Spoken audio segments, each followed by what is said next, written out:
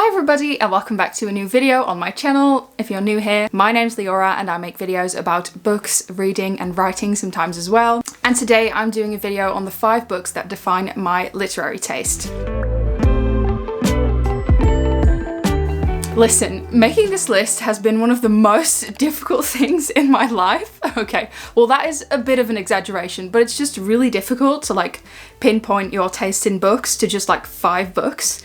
And I do want to say that I just don't feel like this list is conclusive just because it's so difficult. I think I saw this floating around on TikTok. If you had to pick 5 books that you feel define your taste, what would they be? These are mine. I thought to myself, I really want to do this video idea, but I just know that it's not possible. Like for the life of me, I cannot pick 5 books and then just show them in a TikTok. No, I have to explain everything and talk about it in length, and that's the way I am. I can't help it. So here we are on YouTube. Hello. So yes, that is why I decided to make it into a YouTube video. I will try and link the original creator of this idea down below. I think it's a very nice concept though, because you sort of narrow down what you love in books, like specific things you love in books, to just 5 recommendations, which is really cool. So without any further ado, let's finally get to talking about some books. So the way I went about this is a bit weird maybe, but it works for me. So what I did, I sort of came up with 5 categories of things I really adore in books and like sort of things that I feel define in my taste in literature. And then based off of those sort of parameters, I thought of a recommendation for each category. So the categories I made are funny/intricate fantasy. To explain this one, I just love when books are funny. If they're funny, it doesn't really matter if the rest is bad. Well, I mean, of course it matters, but it matters so much less because if a book can make me laugh, I will immediately give it at least 2 stars just because that's really nice. And then I especially love this element in fantasy because of course a lot of times in fantasy there's like war and there's horrible things going on and it's like very intense. And that's why I love when then it's also funny to sort of contradict and balance it out. And I also really love the intricate part. So when it's funny and intricate, amazing, because then you have the political elements, you have sort of the heist elements, you have the, you know, the intrigue, but then you also have the laughing out loud, which is exactly what I want. So that's my first category. Then my second category is beautiful/poetic prose with a philosophical tinge to it.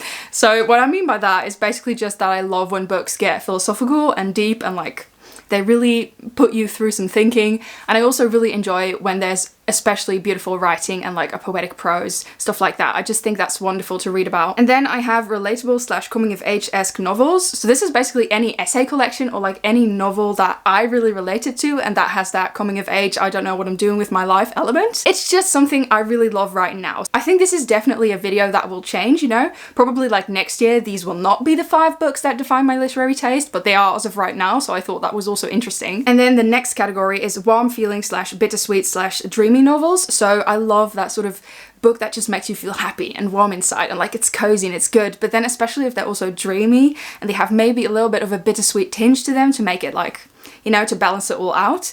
That's perfect. Love that. And then my last category is non-fiction about topics that interest me. For example, feminism, environmentalism. So I think that speaks for itself, pretty much just non-fiction books. Okay, so let's get into the actual books that I picked for each category. This is so exciting. Okay, so starting at the top with intricate/funny fantasy, I had to go with Mistborn because this is just one of the most intricate but also very funny fantasy books that I've read in recent years, and I've really enjoyed and loved this one. And I think it's perfect if you're looking for a fantasy that is hilarious but definitely has political intrigue and interesting characters and wonderful world building. It just has everything. So if you've never heard of it, the general concept of this fantasy book is basically that the evil Lord Ruler has won and he's now ruling the world and lots of people are living in slavery and it's all pretty horrible.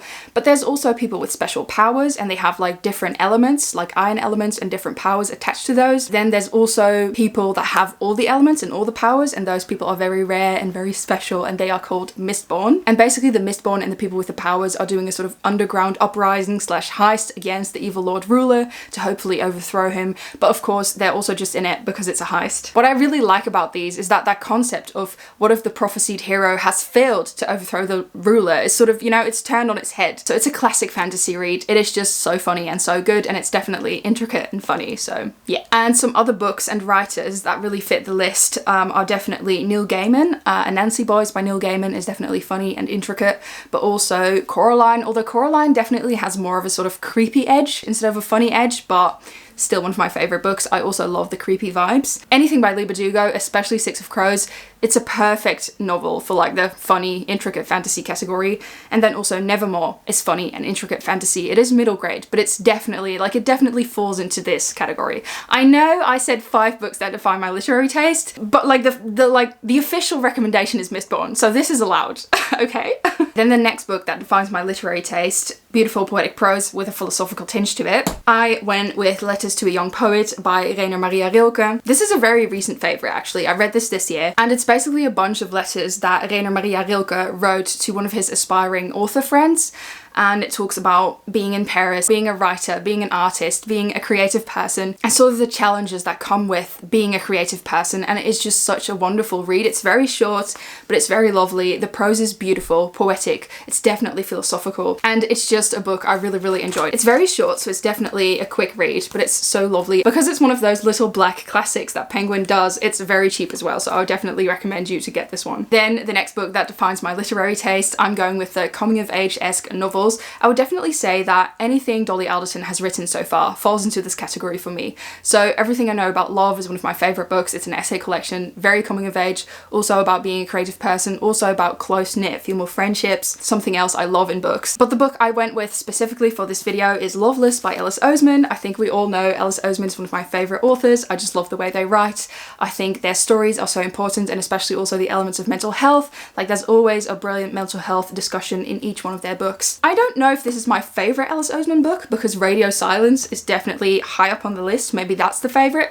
But this one, I feel like more represents my literary taste, just because it also has that element of really close-knit female friendship, or just friendship in general.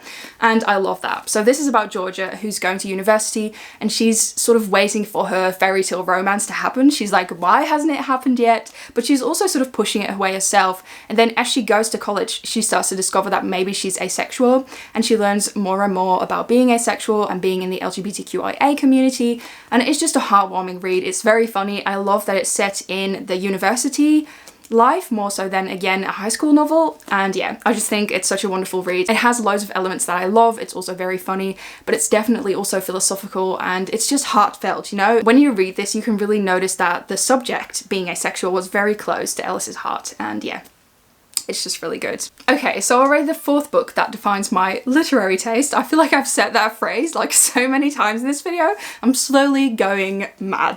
The 4th book on the list is The 10,000 Doors of January by Alex E. Harrow. It's been a while since I read this. I think I read it in 2020, and I really, really enjoyed it when I read it back then. And the reason I think this is very defining of the sort of books I love to read is because it definitely has that sort of bittersweet, dreamy quality to it. It's a very dreamy book. It reads as if it's a fever dream, but like in the best way possible, and it sort of makes you feel like warm and cozy inside. Like, it has some very cozy elements, but at the same time it is like heartbreaking in a way. It's making you sad, and that is why I call it bittersweet, but it's also very dreamy and vague and magical, you know? So it has a lot of those elements that I love. So this book is about January Scala, and she is the ward of a very rich and sort of old, weird, eccentric man that lives in this huge mansion. One of my favourite things when, you know, huge mansion, stuff like that, and like a creepy mansion with mysterious things. I love that. So January basically wanders around the mansion, and she's being raised by her ward, but then one day she stumbles upon this book, and it's a magical book, and weird things start happening, and there's lots of magical doors and like crossing into other worlds through doors in this book. And the opening scene of this book really made an impression on me, because it's of January when she's 7 years old, finding a magical door and then sort of